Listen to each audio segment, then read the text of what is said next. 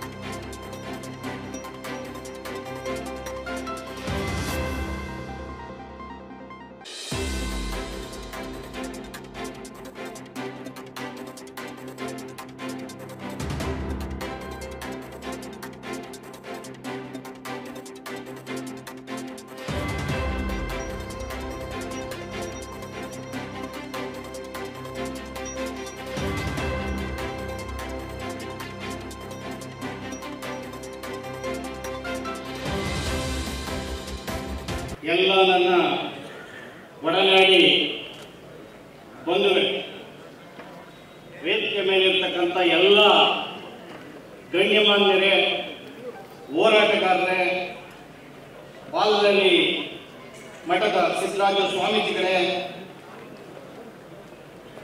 ಷಡಕ್ಷರ ಮುನಿ ಸ್ವಾಮೀಜಿಗಳೇ, ಶಿವಮೂರ್ತಿ ದೇಶಿಕೇಂದ್ರ ಸ್ವಾಮೀಜಿಗಳೇ, ಹಿರಿಯರಾದ ಮಾಜಿ ಸಚಿವರು ಹಾಲ್ಕೋಡ್ ಹನುಮಂತಪ್ಪನವರೇ, ವೀರಭದ್ರಪ್ಪನವರೇ, ತಿಮ್ಮರಾಯನವರೇ, ಇನ್ನು ಅನೇಕ ಮುಖಂಡರುಗಳಿದ್ದಾರೆ. ಹೇಳೋದು ಈಗಾಗಲೇ ಸಮಯ ಆಗಿದೆ, ಯಾವುದು ಕ್ಷಮಿಸಬೇಕೆಲ್ಲ ಹೇಳಕ್ಕಾಗಲ್ಲ. ಈಗ ಈ ಸಂದರ್ಭದಲ್ಲಿ ಸಂವಿಧಾನ ಜಾಗೃತಿ ಸಮಾವೇಶ ಆ ಕಾರಣದಿಂದ ಸಂವಿಧಾನವನ್ನು ಕುರಿತು ಕಡೆಯ ಸಂದರ್ಭದಲ್ಲಿ ನಾನು ಮಾತಾಡಕ್ಕೆ ಪ್ರಯತ್ನ ಪಡ್ತೀನಿ. ಇಲ್ಲಿ ಮುಂದೆ ಕೂತಿರೋರು, ಇಲ್ಲಿ ವೇದಿಕೆ ಮೇಲೆ ಇರ್ತಕ್ಕಂಥ ಗಣ್ಯರಿಗಿಂತ ಅತಿ ಗಣ್ಯರು ಕೂಡ ಮುಂದೆ ಇದ್ದೀವಿ. ನನಗೆ ಗೊತ್ತಿದೆ, ಎಲ್ಲರೂ ವೇದಿಕೆ ಇಲ್ಲ, ಈ ವೇದಿಕೆ ದೊಡ್ಡದಾಗಿ. ಬಂಧುಗಳೇ, ಈ ದೇಶದಲ್ಲಿ ಸಂವಿಧಾನ ಜಾರಿಗೆ ಬಂದು 75 ವರ್ಷಗಳಾಗಿದೆ. ಅದಕ್ಕಿಂತ ಹಿಂದೆ 2,000 ವರ್ಷಕ್ಕೂ ಹೆಚ್ಚು ಮನು ಸಂವಿಧಾನ ಇತ್ತು. 5,000 ವರ್ಷಗಳಿಂದ ಈ ದೇಶದಲ್ಲಿ ಈ ಸಮಾಜವನ್ನ, ನಮ್ಮನ್ನ ಊರಿಂದ ಹೊರಗಡೆ ಇಟ್ಟು ಸಾಮಾಜಿಕ ಅನ್ಯಾಯಗಳನ್ನ, ಸಾಮಾಜಿಕ ನ್ಯಾಯ ದಕ್ಕದಕ್ಕೆ ಬಿಡುಗಡೆ, ಪಶು ರೀತಿಯಲ್ಲಿ ನಮ್ಮನ್ನ ಬದುಕೋದಕ್ಕೆ ಈ ಸಮಾಜ ನಮ್ಮನ್ನ ತುಂಬಾ ಇಕ್ಕಟ್ಟಿಗೆ ಸಿಕ್ಕಿದೆ. ಜಗತ್ತಿನಲ್ಲಿ 195 ಸ್ವತಂತ್ರ ದೇಶಗಳಲ್ಲಿ 176 ದೇಶಗಳು ಸಂವಿಧಾನವನ್ನು ರಚನೆ ಮಾಡಿಕೊಂಡಿವೆ. ಮೊಟ್ಟ ಮೊದಲ ಬಾರಿಗೆ ಸಂವಿಧಾನ ಇಂಗ್ಲೆಂಡ್ನ ಮ್ಯಾಗ್ನಾ ಕಾರ್ಟಾ, ಆನಂತರ ಅಮೆರಿಕ, ಸೋವಿಯತ್ ರಷ್ಯಾ, ಫ್ರಾನ್ಸ್ ಮತ್ತೆ ಭಾರತದ ಸಂವಿಧಾನವನ್ನು ರಚಿಸಿದೆ. ಅಂದ್ರೆ ನಾನು ಏನ್ ಹೇಳಕ್ ಹೋಗ್ತಾ ಇದ್ದೀನಿ ಅಂದ್ರೆ, ಈ ಸಮಾಜ ಇಲ್ಲದೆ ಈ ಭಾರತ ದೇಶದಲ್ಲಿ ಯಾವುದೇ ಕಲೆ, ಸಂಸ್ಕೃತಿ, ಸಂಪ್ರದಾಯ ಯಾವುದು ಇರಕ್ಕೆ ಸಾಧ್ಯ ಇಲ್ಲ. ಅಂತ ಒಂದು ದೊಡ್ಡ ಒಂದು ಸಂಸ್ಕೃತಿಯನ್ನ ಈ ನಾಡನ್ನ ಕಟ್ಟಂತ ಸಮಾಜ ಏನಿದೆ, ಮಾತೃ ಸಮಾಜ, ಮಾತೃ ಸಂಬಂಧಿತ ಸಮಾಜ ಅನ್ನೋದನ್ನ ನಾನು ಹೇಳಕ್ಕೆ ಇಷ್ಟಪಡ್ತೀನಿ. ಏನು ಭಾರತದಲ್ಲಿ ಸಂವಿಧಾನ ರಚನೆ ಆದಂತಹ ಸಂದರ್ಭದಲ್ಲಿ ಸಂವಿಧಾನ ಬರೆಸೋದಕ್ಕೆ ಮಹಾತ್ಮ ಗಾಂಧೀಜಿ ನೆಹರು ಎಲ್ಲ ವಿದೇಶಕ್ಕೆ ಹೋಗ್ತಾರೆ. ಅಲ್ಲಿ ವಿದೇಶದಲ್ಲಿ ರಾಷ್ಟ್ರೀಯ ಸಂವಿಧಾನವನ್ನು ಯುರೋಪ್ ಸಂವಿಧಾನವನ್ನ ರಚನೆ ಮಾಡಿದಂತಹ ಐವನ್ ಜೆನ್ನಿಂಗ್ಸ್ ಕೇಸರಿಯನ್ನ ಮೀಟ್ ಮಾಡ್ತಾರೆ. ಆ ಸಂದರ್ಭದಲ್ಲಿ ಅವರು ಬಾಬಾ ಸಾಹೇಬರು ಇಲ್ಲಿ ಅಮೆರಿಕದವರು ನಿಮ್ಮ ಭಾರತಕ್ಕೆ ಸಂವಿಧಾನ ಬರ್ಕೊಡೋ ಶಕ್ತಿ ನಮ್ಮಲ್ಲಿಲ್ಲ, ಅಲ್ಲೇ ಸಾವಿರಾರು ಜಾತಿಗಳು, ಹತ್ತಾರು ಧರ್ಮಗಳು, ನೂರಾರು ಭಾಷೆಗಳು, ಆದ್ದರಿಂದ ಅವರು ಮೀಟ್ ಮಾಡಿ ಅಂದಾಗ ಬಾಬಾ ಸಾಹೇಬ್ ಮೀಟ್ ಮಾಡಿ ಅವ್ರನ್ನ ಸೋಲಿಸಿ ಮೂಲೆ ಗುಂಪು ಮಾಡಿದಂತಹ ಗಾಂಧಿ ಪೈಲೆ ಬಂದು ಬಾಬಾ ಸಾಹೇಬ್ ಮೀಟ್ ಮಾಡಿ ಸಂವಿಧಾನ ರಚನೆ ಮಾಡ್ತಾರೆ. ಈ ಸಂವಿಧಾನ ರಚನೆ ಮಾಡುವಂತಹ ಸಂದರ್ಭದಲ್ಲಿ ಬಾಬಾ ಸಾಹೇಬ್ ಅಂಬೇಡ್ಕರ್ 18 ಗಂಟೆಗಳ ಕಾಲ ಓದ್ತಾರೆ. 2 ವರ್ಷ 11 ತಿಂಗಳು 18 ದಿನಗಳ ಕಾಲ ಅತ್ಯಂತ ಪರಿಶ್ರಮದಿಂದ ಈ ಸಂವಿಧಾನ ರಚನೆ ಮಾಡ್ತಾರೆ. ಆ 7 ಜನ ಸಂವಿಧಾನ ಕರಡು ಸಂವಿಧಾನ ಸದಸ್ಯರಾಗಿದ್ದಂತ 7 ಜನದಲ್ಲಿ ಒಬ್ರು ಅಮೆರಿಕದಲ್ಲಿ ಇರ್ತಾರೆ ಬರದ ಸಭೆಗೆ, ಒಬ್ರು ದೇಶದಿಂದ ಹೊರಗಡೆ ಇರ್ತಾರೆ, ಒಬ್ರು ರಾಜೀನಾಮೆ ಕೊಡ್ತಾರೆ, ಒಬ್ರು ತೀರು ಹೋಗ್ತಾರೆ, ಇಬ್ರು ಅನಾರೋಗ್ಯದಿಂದ ಬಳಸ್ತಾರೆ. ಆದ್ರೆ ಏಕಾಂಗಿಯಾಗಿ ಬಾಬಾ ಸಾಹೇಬ್ ಅಂಬೇಡ್ಕರ್ ಅವರು ಈ ಸಂವಿಧಾನ ರಚಿಸಿದ್ದಾರೆ ಅನ್ನೋದನ್ನ ನಾವೇನು ಕೂಡ ಇಲ್ಲಿ ಮರೆಯಂಗಿಲ್ಲ. ಆದ್ರೆ ಬಾಬಾ ಸಾಹೇಬ್ ಅಂಬೇಡ್ಕರ್ ಅವರು ಅಲ್ಲಿ ಮಹಾರಾಷ್ಟ್ರದಲ್ಲಿ ಅವರು ಕೂಡ ಚಮ್ಮಾರ್ ಸಮಾಜಕ್ಕೆ ಸೇರಿದವರು ಅನ್ನೋದನ್ನು ಕೂಡ ಈ ಸಂದರ್ಭದಲ್ಲಿ ಮರೆಯಂಗಿಲ್ಲ. ಹಾಗೆಯೇ ಈ ಸಂವಿಧಾನ, ಭಾರತದ ಸಂವಿಧಾನ ಏನಿದೆ ಇದು 90,000 ಪದಗಳಿಂದ ಕೂಡಿದ್ದು 280 ಪುಟಗಳಲ್ಲಿ ಮುದ್ರಣ ಆಗಿದೆ. 395 ವಿಧಿಗಳು ಅನುಚ್ಛೇದಗಳನ್ನು ಹೊಂದಿರತಕ್ಕಂಥ ಸಂವಿಧಾನ, 22 ಭಾಗಗಳು, 12 ಅನುಚ್ಛೇದಗಳು, 8 ಪರಿಚ್ಛೇದಗಳನ್ನು ಉಳ್ಳಂತಹ ಬೃಹತ್ ಸಂವಿಧಾನ. ಇದು ಜಗತ್ತಿನಲ್ಲಿ ಅತ್ಯಂತ ಬೃಹತ್ ಸಂವಿಧಾನ ಅನ್ನೋದನ್ನ ನಾವು ಮರೆಯಲಿಲ್ಲ. ಜೊತೆಗೆ ಅತ್ಯಂತ ಮಾನ್ಯ ಸಂವಿಧಾನ, ಎಲ್ಲಾ ಮನುಷ್ಯರಿಗೂ ಒಂದೇ ಓಟು, ಒಂದೇ ಜನತೆ, ಒಂದೇ ಬಾಳ್ವೆ ಅಂತ ಏನಾದ್ರೂ ಕೂಡ ಈ ಮಾನ್ಯ ಸಂವಿಧಾನ ಇದೆ ಅಂತಂದ್ರೆ ಅದು ಭಾರತದ ಸಂವಿಧಾನ ಅನ್ನೋ ಜಾಗೃತಿಯನ್ನ ಪ್ರತಿಯೊಬ್ಬರಿಗೂ ಮೂಡಿಸಬೇಕಾಗಿದೆ. ಜೊತೆಗೆ ಸಂವಿಧಾನ ಬರೆಯುವಂತ ಸಂದರ್ಭದಲ್ಲಿ RSS 2 ಸಾರಿ ಬಾಬಾ ಸಾಹೇಬ್ ಅಂಬೇಡ್ಕರ್ ಮೀಟ್ ಮಾಡ್ತಾರೆ, ಮುಸ್ಲಿಮರು ಮೀಟ್ ಮಾಡ್ತಾರೆ, ಕ್ರೈಸ್ತರು ಮೀಟ್ ಮಾಡ್ತಾರೆ. ಬಾಬಾ ಸಾಹೇಬ್ ಅಂಬೇಡ್ಕರ್ ಅವರನ್ನ ಮುಸ್ಲಿಮರಿಗೆ ಒಂದು ಭಾಗ ಇರಲಿ, ಮುಸ್ಲಿಂ ರಾಷ್ಟ್ರ ಆಗಬೇಕು ಅಂತ ಕೇಳ್ತಾರೆ. ಹಿಂದೂ ರಾಷ್ಟ್ರ ಆಗಬೇಕು, ಹಿಂದೂಗಳು ಒಂದು ಭಾಗ ಇರಬೇಕು ಸಂವಿಧಾನದಲ್ಲಿ ಅಂತ ಕೇಳ್ತಾರೆ. ಆದ್ರೆ ಅತ್ಯಂತ ಮಾನವೀಯತೆಯಿಂದ ಬಾಬಾ ಸಾಹೇಬ್ ಅಂಬೇಡ್ಕರ್ ಅವರು ಮುಸ್ಲಿಂ ರಾಷ್ಟ್ರ ಬೇಡ, ಹಿಂದೂ ರಾಷ್ಟ್ರ ಬೇಡ, ಕ್ರೈಸ್ತ ರಾಷ್ಟ್ರ ಬೇಡ, ಎಲ್ಲರನ್ನೂ ಒಳಗೊಂಡಂತ, ಈ ನೆಲದಲ್ಲಿರ್ತಕ್ಕಂಥ ಪ್ರತಿಯೊಬ್ಬ ಮಾನವರನ್ನು ಒಳಗೊಂಡಂತ ಜಾತ್ಯತೀತ ಧರ್ಮ ನಿರಪೇಕ್ಷ ಸಂವಿಧಾನ ಇರಬೇಕು ಅಂತ ಈ ದೇಶ ಪ್ರೇಮವನ್ನು ನಮ್ಮೆಲ್ಲರ ಭಾರತದ ಭಾಗ್ಯವಿಲ್ಲ ಅಂತ ಯಾರಾದ್ರೂ ಇದ್ರೆ ಅದು ಬಾಬಾ ಸಾಹೇಬ್ ಅಂಬೇಡ್ಕರ್ ಅನ್ನೋದನ್ನ ಮರೆಯಂಗಿಲ್ಲ. ಮತ್ತೆ ಬಾಬು ಜಗಜೀವನರಾಮರವರು ತನ್ನ ಕೊನೆ ಜೀವನದಲ್ಲೂ ಕೂಡ ಈ ಸಂವಿಧಾನ ರಚಿಸೋದ್ರಲ್ಲಿ ಅವರು ಕೂಡ ಪಾಲಿದೆ, ಅವರು ಕೂಡ ಜಾತಿಯನ್ನು ನಿರ್ಮೂಲನೆ ಮಾಡೋದಕ್ಕೆ ಸಾಕಷ್ಟು ಶ್ರಮವನ್ನು ವಹಿಸಿದ್ದಾರೆ ಅನ್ನೋದು ಕೂಡ ಈ ಸಂದರ್ಭದಲ್ಲಿ ಮರೆಯಂಗಿಲ್ಲ ಅನ್ನೋ ಮಾತನ್ನ ಈ ಸಂದರ್ಭದಲ್ಲಿ ಹೇಳೋ ಮೂಲಕ ನನ್ನ ಮಾತನ್ನು ಮುಗಿಸ್ತೇನೆ. ಜೈ ಭೀಮ್, ಜೈ ಭಾರತ್. ಅಚ್ಚುಕಟ್ಟಿನ ವ್ಯಾಖ್ಯಾನವನ್ನು ಕೊಟ್ಟಂತಹ ಸುಸಂದರ್ಭದ ಈ ಸನ್ನಿವೇಶ. ಬಂಧುಗಳೇ, ಸಂವಿಧಾನ ಜಾಗೃತಿ ಸಮಾವೇಶ ಅಂತಕ್ಕದ್ದು ಮಾನವ ಮೌಲ್ಯದ ಬಹುಮುಖ್ಯವಾಗಿರ್ತಕ್ಕಂತಹ ಪ್ರಾಧಾನ್ಯತೆ, ಅತಿ ಪರಿಭಾಷೆಗಳ ವಿಷಯಗಳು. ಸಂವಿಧಾನದಲ್ಲಿ ಬರ್ತಕ್ಕಂತಹ ಒಂದಿಷ್ಟು ವಿಷಯಗಳನ್ನು ನಾವು ಯೋಚನೆ ಮಾಡಿದಾಗ ಬ್ರಹ್ಮಚರ್ಯ, ಗೃಹಸ್ಥ, ವಾನಪ್ರಸ್ಥ, ಸನ್ಯಾಸ, ಚತುರಾಶ್ರಮಗಳಿಗೂ ಆಶ್ರಯವನ್ನು ಕೊಟ್ಟಿರ್ತಕ್ಕಂಥ ಯಾವುದಾದ್ರೂ ಒಂದು ನಮ್ಮ ಭಾರತದ ಭೂಪಟದಲ್ಲಿ ತಿಳಿದುಕೊಳ್ಳುವಂತಹ ಮಾನವನಾಗಿ ಬದುಕತಕ್ಕಂಥ ಯಾವುದಾದ್ರೂ ಒಂದು ಶಕ್ತಿಯ ಸಂದೇಶಗಳನ್ನ ಸಾರಿದೆ ಎನ್ನುವುದಾದ್ರೆ ಅದೇ ನಮ್ಮ ಸಂವಿಧಾನ. ಮಾನವ ಸಮನ್ವಯದ ಉತ್ತರಗಳನ್ನು ತಿಳಿದುಕೊಳ್ಳುವಂತಹ ಅಪೂರ್ವವಾಗಿರ್ತಕ್ಕಂಥ ಶಕ್ತಿಯನ್ನ ಕೊಟ್ಟಂತದ್ದು ಡಾಕ್ಟರ್ BR ಅಂಬೇಡ್ಕರ್ ಅವರು ಕೊಟ್ಟಿರ್ತಕ್ಕಂತಹ ಮಾನವನ ಬದುಕಿಗೆ ನೊಂದು ಬೆಂದವರ ದೀನ ದಲಿತರ ದುಃಖಕ್ಕೆ ಅತಿ ಮುಖ್ಯವಾಗಿ ಕಣ್ಣೊರೆಸುವಂತಹ ಕೆಲಸಗಳನ್ನು ನಾವೆಲ್ಲರೂ ಕೂಡ ಬಂಧುಗಳೇ ಸೇರಿದ್ದೀವಿ. ಚಪ್ಪಾಳೆಯನ್ನು ಹೊಡೆಯುವುದಕ್ಕೆ 10 ಬೆರಳುಗಳು ಬರುತ್ತೆ, ಆದ್ರೆ ಕಣ್ಣು ಒರೆಸುವುದಕ್ಕೆ, ದುಃಖದ ಕಣ್ಣೀರು ಬೀಳಬೇಕಾದ್ರೆ ಕಣ್ಣು ಒರೆಸುವುದಕ್ಕೆ ಒಂದೇ ಒಂದು ಬೆರಳು ಮಾತ್ರ ಬರುತ್ತೆ. 10 ಬೆರಳು ಚಪ್ಪಲಿ ಹೊಡೆಯುವುದಕ್ಕೆ ಮುಖ್ಯವಾಗಿರುತ್ತೆ. ದುಃಖದಲ್ಲಿ ಕಣ್ಣು ಒರೆಸುವುದಕ್ಕೆ ಒಂದು ಮಾತ್ರ ಬೆರಳು ಬರುತ್ತೆ. ಆ ದುಃಖದ ಕಣ್ಣೀರನ್ನು ಒರೆಸುವುದಕ್ಕೆ ಇಡೀ ಭಾರತದ ದೀನದಲಿತರ ಕೂಗುಗಳಿಗೆ ಅತಿ ಮುಖ್ಯವಾಗಿರ್ತಕ್ಕಂಥವರು ಇಬ್ಬರು ಕಣ್ಮಣಿಗಳು, ಡಾಕ್ಟರ್ BR ಅಂಬೇಡ್ಕರ್ ಅವರೊಬ್ಬರು, ಡಾಕ್ಟರ್ ಜಗಜ್ಜೀವನ್ ರಾಮ್ ರಾವ್ರವರು. ನಾವೆಲ್ಲರೂ ಕೂಡ ತಿಳಿದುಕೊಳ್ಳಬೇಕಾಗುತ್ತೆ ಇಂತಹ ವಿಚಾರವನ್ನ. ಮಾನವನ ಬದುಕಿಗೆ ಒಂದಿಷ್ಟು ಅಪೂರ್ವವಾಗಿರ್ತಕ್ಕಂಥ ವಿಷಯವನ್ನು ಹೇಳಬೇಕಾದ್ರೆ, ಮಾದಿಗ ಸಮಾಜ ಅಂತಕ್ಕದ್ದು 18 ಪುರಾಣಗಳಲ್ಲೂ 60 ಸಂವತ್ಸರ ಬೀಜಗಳು, ಸುಕೃತಿ, ದಾತ್ರಿಕಿ, ವಿನಯ, ಗಾಂಭೀರ್ಯ ಪುರಾಣಗಳನ್ನೆಲ್ಲವನ್ನು ನೋಡಿದಾಗ 18 ಪುರಾಣಗಳಲ್ಲಿ ಬಹುಮುಖ್ಯವಾಗಿರ್ತಕ್ಕಂಥ ಪುರಾಣ ಇದ್ದಿದ್ದು ಮೊದಲು ಆದಿಜಾಂಬವ ಪುರಾಣ ಅಂತಹ ರಜೋ ಸತ್ವ ತಮೋ ಗುಣಗಳಲ್ಲಿ ವಿಚಾರ ಸಂಕೀರ್ಣಗಳನ್ನು ಮಾಡುವಂತಹ ಈ ಭರತಖಂಡ ಏನಿದೆಯೋ, ಜಂಬೂ ದ್ವೀಪ ಮೂಲ ನಿವಾಸಿಗಳು ಈ ಭರತಖಂಡದ ಅಚ್ಚುಕಟ್ಟಿನ ವ್ಯಾಖ್ಯಾನದಲ್ಲಿ ಏನಾದರೂ ಮೂಲ ನಿವಾಸಿಗಳ ತಂಗುದಾಳದಲ್ಲಿ ಸುಜೇಂದ್ರಕ, ಸಸ್ಯಕೋಟಿ ಶಾಸ್ತ್ರಕ, ರಸವಿದ್ಯೆ ಶಾಸ್ತ್ರಕ, ಸುಕರ್ಮ ಶಾಸ್ತ್ರಕ, ವಿದ್ವೇಷಣ, ಸ್ತಂಭನ, ಶಾಂತಿ ಕರ್ಮಗಳಿಗೆ 64 ಚುಚ್ಚುಕ ಪಕ್ಷಿಗಳಿಗೆ ಕಾರಣಭೂತರಾಗಿರ್ತಕ್ಕಂಥವರು ಯಾರಾದರೂ ಇದ್ದಾರೆ ಅಂದ್ರೆ ಅದು ಆದಿಮೂಲ ನಿವಾಸಿಗಳ ವಿದ್ಯಾಕೋಶ ಜ್ಞಾನ ಪದವಿಗಳೇ. ಇವತ್ತಿನ ಅನೇಕ ಟೆಕ್ನಾಲಜಿಗಳೇನಿದ್ದಾವೋ, ಅನೇಕ ವಿದ್ಯಾಕೋಶ ಜ್ಞಾನ ಪದವಿಗಳಿದ್ದಾವೋ, ಆದಿಮೂಲ ನಿವಾಸಿಗಳು ಕೊಟ್ಟಿರ್ತಕ್ಕಂತಹ ಇಂದ್ರಜಾಲ, ಮಹೇಂದ್ರಜಾಲ, ಹೈಂದ್ರಜಾಲ, ಸುಕೃತ ಜಾಲ, ನಾಂತ್ರಿಕ ಜಾಲ, ಸೃಷ್ಟಜಾಲ, ಸಂಸ್ಕಾರಕ ಜಾಲಗಳ ವಿದ್ಯೆಗಳನ್ನು ಕಲಿಸಿಕೊಟ್ಟಂತಹ ಪುಣ್ಯಾತ್ಮರು ಯಾರಾದರೂ ಮಾನವ ಲೋಕದಲ್ಲಿ ಈ ಭರತಖಂಡದಲ್ಲಿ ಮೂಲ ನಿವಾಸಿಗಳ ಸಮನ್ವಯ ಉತ್ತರಕ್ಕೆ ಬಾಧ್ಯರಾಗಿದ್ದಾರೆ ಅಂದ್ರೆ ಅದು ಆದಿಜಾಂಬವ ಮುನಿಗಳು.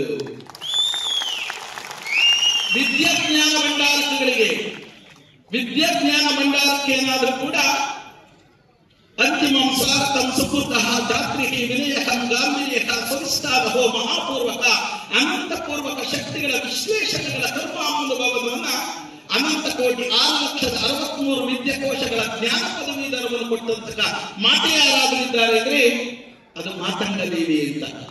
ಇಂತಹ ಒಂದು ಅಭೂತವಾದ ಶಕ್ತಿಗಳನ್ನು ಹೊಂದಿರತಕ್ಕಂತಹ ಈ ಸಮಾಜಕ್ಕೆ ಎಲ್ಲೋ ಒಂದು ಕಡೆ ಸಮನ್ವಯ ಉತ್ತರಗಳನ್ನು ಕಲ್ಪಿಸಿರ್ತಕ್ಕಂಥದ್ದು ಈಗಿನ ಆಧುನಿಕವಾದ ಕಾಲಘಟ್ಟದಲ್ಲಿ ನಾವೆಲ್ಲರೂ ಕೂಡ ಮನೆಯಲ್ಲಿ ಪೂಜಿಸಬೇಕಾಗಿರ್ತಕ್ಕಂಥ ಒಂದು ಶಕ್ತಿ ಈ ಸಂವಿಧಾನವನ್ನ ನೋಡಿ. ಕಾರ್ಯಾಂಗ, ಶಾಸಕಾಂಗ, ನ್ಯಾಯಾಂಗ, ತ್ರಿವಳಿಗಳ ಜೊತೆಯಲ್ಲಿ ನಾವೆಲ್ಲರೂ ಭಾಗಿಗಳಾಗಬೇಕಾಗುತ್ತೆ.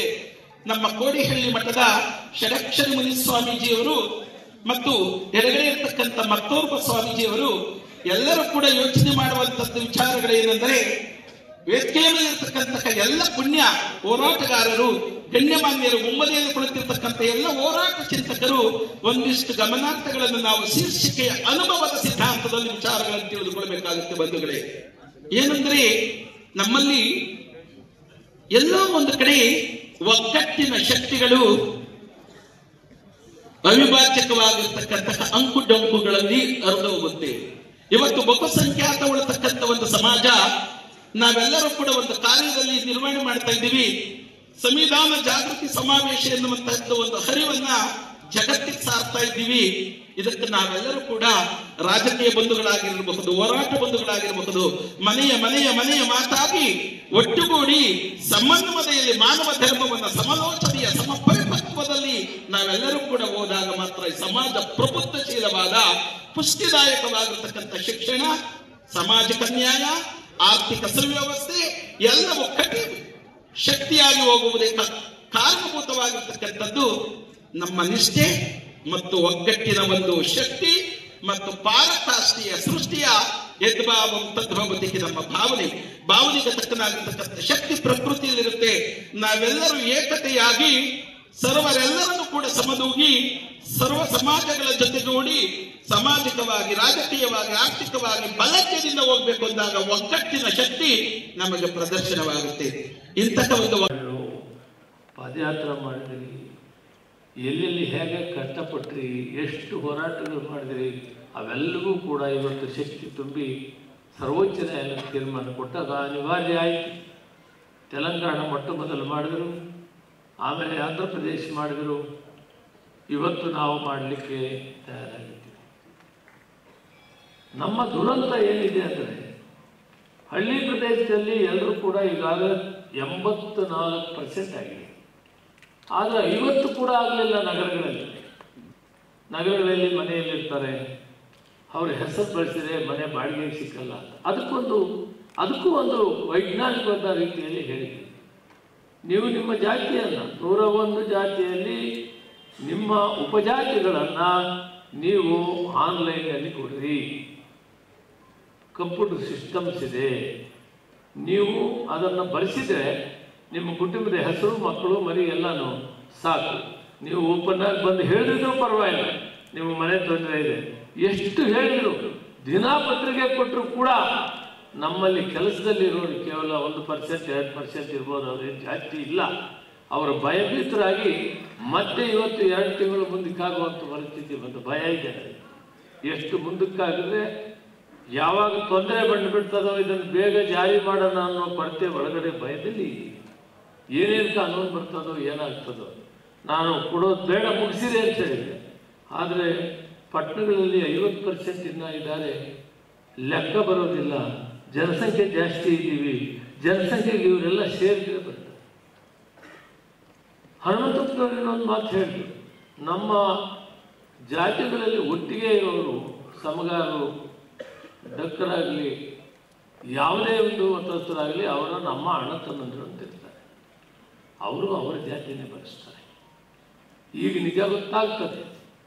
ಮಾದಿಗ ಗುಂಪಿನಲ್ಲಿ ಇರುವಂಥ ಜನಗಳು ಯಾರ್ಯಾರು ಎಷ್ಟೆಷ್ಟಿದ್ದಾರೆ ಅಂತ ಗೊತ್ತಾಗ್ತದೆ. ಅವರು ಮಾದಿಗ ಅಂತ ಬರೆಸಲ್ಲ, ಸಮಗಾರ ಮಾದಿಗ ಅಂತಾರೆ, ಡಕ್ಕ ಮಾದಿಗ ಅಂತಾರೆ, ಮಜ್ಜಿಗಾರ ಮಾದಿಗ ಅಂತ ಹೇಳ್ತಾರೆ. ಈಗ ಹೇಳ್ರಿ ಅಂತ ಹೇಳಿದ್ವಿ, ವಾಸ್ತವಾಂಶ ಏನು ಹೇಳ್ತಾರೆ ಗೊತ್ತಿಲ್ಲ. ಆಗ ಆ ಜನಸಂಖ್ಯೆ ಏನಿದ್ದಾರೆ ನಾವೆಲ್ಲ ಅಣ್ಣ ತಮ್ಮಂದಿರ್ತೀವಿ. ಅವ್ರ ಜನಸಂಖ್ಯೆ ಆಧಾರವಾಗಿ ಅವ್ರಿಗೂ ಕೊಡೋಣ. ನಾವೀಗೆಲ್ಲ ಹೋರಾಟ ಮಾಡ್ತಾ ಇರೋದೇನು, ಸಮವಾಗಿ ಸಂವಿಧಾನಬದ್ಧವಾಗಿ ಬಾಬಾ ಸಾಹೇಬ್ ಅಂಬೇಡ್ಕರ್ ಬರೆದಿರೋ ಸಂವಿಧಾನದಲ್ಲಿ ಈ ಸಮಾಜದಲ್ಲಿ ಶೋಷಿತ ವರ್ಗಗಳಲ್ಲಿ ಅತಿ ಶೋಷಿತರಾಗಿದ್ದೇವೆ. ನಮಗೆ ಸ್ವತಂತ್ರ ಬಂದಿದ್ರೂ ಕೂಡ ನಿಜವಾಗಿ ಸ್ವತಂತ್ರ ಬಂದಿಲ್ಲ ಅಂತ ನಮ್ಮ ಭಾವನೆ. ಕ್ಯಾಬಿನೆಟ್ನಲ್ಲಿ ಮಾತಾಡಿದ್ದಾರೆ ಸಿದ್ದರಾಮಯ್ಯನವರೇ, ಸರ್ವೋಚ್ಚ ನ್ಯಾಯಾಲಯ ತೀರ್ಮಾನ ಕೊಟ್ಟ ಮೇಲೆ ನಮಗೆ ನಿಜವಾಗಿ ಈಗ ಸ್ವತಂತ್ರ ಪ್ರಾರಂಭವಾಗಿದೆ. 75 ವರ್ಷಗಳ ಇತಿಹಾಸದಲ್ಲಿ ನಮ್ಮ ಸಮಾಜ ಮೇಲೆ ಬರೋಕ್ಕಾಗಿಲ್ಲ. ಕಾರಣಗಳು ಬೇರೆ ಬೇರೆ ಇದೆ. ಒಂದು ಗುಂಪಿನಲ್ಲಿ ಸೇರ್ಕೊಂಡಿದ್ದೀವಿ, ಗುಂಪಿನಲ್ಲಿ ಬುದ್ಧಿಜೀವಿಗಳು ಯಾರಿದ್ದಾರೆ ಅದನ್ನು ಅನುಭವಿಸ್ತಾ ಇದ್ದಾರೆ. ನಮಗೆ ಅದರ ಅನುಭವ ಸಿಕ್ಕಿಲ್ಲ. 1-2% ಕೂಡ ನಾವು ಅಧಿಕಾರ ಆಗಲಿ ಆರ್ಥಿಕವಾಗಲಿ ವಿದ್ಯೆಯಲ್ಲಿ ಇಲ್ಲ. ಇವತ್ತಿದಾದರೆ ಮಾತ್ರ ಸಾಧ್ಯವಾಗ್ತದೆ, ಬೇರೆ ದಾರಿ ಇಲ್ಲ ಅಂತೇಳಿ ಮನವಿ ಮಾಡಿ ಬಹುತೇಕ ಒಟ್ಟಾರೆ ಎಲ್ಲ ಸಚಿವರು ಕೂಡ ಸಂಪೂರ್ಣವಾಗಿ ಬೆಂಬಲ ಕೊಟ್ಟು ಇದಾಗಬೇಕು ಅಂತ ತೀರ್ಮಾನ ಕೊಡೋಕ್ಕೆ ಯಾರೂ ಕೂಡ ಇದಕ್ಕೆ ಇಲ್ಲ. ಅವಿರೋಧವಾಗಂತ ತೀರ್ಮಾನ ಇದೆ. ಇದರಲ್ಲಿ ಯಾರು ಅವ್ರ ವಿರುದ್ಧ ಮಾಡಿದ್ರೆ ಯಾರೂ ವಿರೋಧ ಮಾಡಿಲ್ಲ, ಎಲ್ಲ ಆಯಿತು. ಆದರೆ ನಾವು ನಮ್ಮವ್ರನ್ನ ಹುಡುಕ್ತಾ ಹುಡುಕ್ತಾ ಹುಡುಕ್ತಾ ಹೋಗ್ತಾ ಇದ್ದರೆ ಬರೆಸ್ತಾ ಇಲ್ಲ. ಇನ್ನೂ ನೆನ್ನೆ 2 ಕಡೆ ನಮ್ಮ ಸಿದ್ದರಾಮಯ್ಯ ಕೂಡ ಇದ್ದಾರೆ, ರಮೇಶ್ ಕೂಡ ಇದ್ದರು. ನಾವು ಹೋಗಿದ್ದೀವಿ. ಹೋಗಿ ಕೇಳಿದರೆ ಆ ತಾಯಿ ಮಂದಿರದಲ್ಲಿ ಕುಂತಿದ್ದಾರೆ. ಏನಂದರೆ ಏಕೆ ಅಂತ, ಏನಮ್ಮ ಹೋಗಲಿ ನೀನು ಒಳಜಾತಿ ಏನಂದರೆ ಪಕ್ಕಕ್ಕೆ ತಿರ್ಸ್ಕೊಂತಾರೆ. ಹೌದೇನಪ್ಪ ಹೇಳಿ ಹೋಗಲಿ ಮತ್ತು ಒತ್ತಾಯ ಮಾಡಿದರೆ ಆಗ ಮಾಡಿ ಅಂತ. ಎಷ್ಟು ಕಷ್ಟ ಆಗ್ತದೆ ಅಧಿಕಾರಿಗಳಿಗೆ ಬರೆಸೋದು. ಅದು ಅಂಟು ಬಂದುಬಿಟ್ಟಿದೆ. ಹೇಳೋಕ್ಕೆ ಭಯ, ಜಾತಿ ಹೆಸರು ಹೇಳೋಕ್ಕೆ ಬೇಡ. ದಿನಾ ಪೇಪರಲ್ಲಿ ಕೊಡಿಸ್ತಾ ಇದ್ದೀನಿ, ಎಲ್ಲ ಒಂದಲ್ಲ ಒಂದು ಪೇಪರಲ್ಲಿ ಕೊಡಿಸ್ತಾ ಇದ್ದೀನಿ. ಅರಿವು ಮೂಡಲಿ ಮಾಡಿ. ಹೋರಾಟ ಸಂಸ್ಥೆಗಳು ಸ್ವಯಂ ಪ್ರೇರಿತರಾಗಿ ಎಲ್ಲ ಸಂಸ್ಥೆಗಳು ಇವತ್ತು ಕೆಲಸ ಮಾಡ್ತಾ ಇದ್ದಾರೆ. ಹಳ್ಳಿಗಾಡುಗಳಲ್ಲಿ ಹೋಗಿದ್ದಾರೆ, ಎಲ್ಲ ಕಡೆ ಕೆಲಸ ಮಾಡ್ತಾ ಇದ್ದಾರೆ. ಅವ್ರಿಗೆ ಧನ್ಯವಾದಗಳನ್ನು ಹೇಳಬೇಕು. ಇವತ್ತು ನಾವು ಹೋರಾಟ ಮಾಡಿದಂಥ ಎಲ್ಲ ಯುವಕರಿಗಾಗಲಿ, ಹೋರಾಟ ಮಾಡಿದ ಎಲ್ಲರಿಗೂ ಕೂಡ ಧನ್ಯವಾದ ಹೇಳಬೇಕು. ಒಳ ಮೀಸಲಾತಿ ಯಾರು ಕೇಳಬೇಕಂತಂದ್ರೆ, ಯಾರ ಅಸಮರ್ಥರಾದ, ಯಾರ ಜನಸಂಖ್ಯೆ ಕಡಿಮೆ ಐತೆ ಅವರು ಒಳ ಮೀಸಲಾತಿ ಕೇಳಬೇಕು. ಪ್ರಜಾಪ್ರಭುತ್ವದಲ್ಲಿ ಯಾರು ದೊಡ್ಡ ಸಂಖ್ಯೆ ಐತೆ ಅದು ಅವರು ಪಡ್ಕಂತಾರೆ, ಅವ್ರಿಗೆ ಕೇಳಬೇಕಾದ ಅಗತ್ಯ ಇಲ್ಲ. ಯಾರಿಗೆ ಕಡಿಮೆ ಸಂಖ್ಯೆ ಐತೆ ಅವರು ಕೇಳ್ತಾರೆ. ಇಂದಕ್ಕೊಂದ್ಸಲ ಯಾರಂತಂದ್ರೆ ನಾನು ಪತ್ರಿಕೆಯಲ್ಲಿ ಓದಿದ್ನಲ್ಲ, ನಾನು MLC ಇದ್ದೆ. ಮಾಯಾವತಿ ಅವಾಗ ಕಾಂಶಿರಾಮ್ ಅವರು ಇದ್ದಾಗ ಬ್ರಾಹ್ಮಣರು ಉತ್ತರ ಪ್ರದೇಶದಲ್ಲಿ ನಮಗೆ ರಿಸರ್ವೇಶನ್ ಕೊಡಿ ಅಂತ ಹೋರಾಟ ಮಾಡಿದ್ರು ಅನ್ನೋದನ್ನು ನಾನು ಪತ್ರಿಕೆಯಲ್ಲಿ ಓದಿದ್ದೀನಿ, ದೃಶ್ಯ ಮಾಧ್ಯಮದಲ್ಲಿ, ಸುದ್ದಿ ಮಾಧ್ಯಮದಲ್ಲಿ ನಾನು ಕೇಳಿದ್ದೇನೆ. ಯಾಕೆ ಅವ್ರಿಗೆ ಶಕ್ತಿ ಇಲ್ಲ ಅಲ್ಲಿ, ಅದಕ್ಕೆ ಅವ್ರಿಗೆ ಕೇಳಿದ್ರು. ಇಲ್ಲಿ ನಾವು ಬಲಟ್ಟೆ ಶಕ್ತಿ ಇದೀವಿ ಅಂತೇಳಿ ನಾನು ಹೇಳೋದಲ್ಲ, ವರದಿಗಳು ಹೇಳ್ತವೆ. ಯಾವ ವರದಿ? ನಿಮಗೆ ತಗೊಳ್ಳಿ, DK ನಾಯಕರ ವರದಿ ಹೇಳ್ತದೆ 7.5 ಇದೀವಿ ಅಂತೇಳಿ, ಆವ್ನೂರು ವರದಿ ಹೇಳ್ತದೆ 7.6 ಇದೀವಿ, 5 ಇದೀವಿ ಅಂತೇಳಿ. ಮತ್ತೆ ಈಗ ಸದಸ್ಯ ಆಯೋಗ ವರದಿ ಹೇಳಿದೆ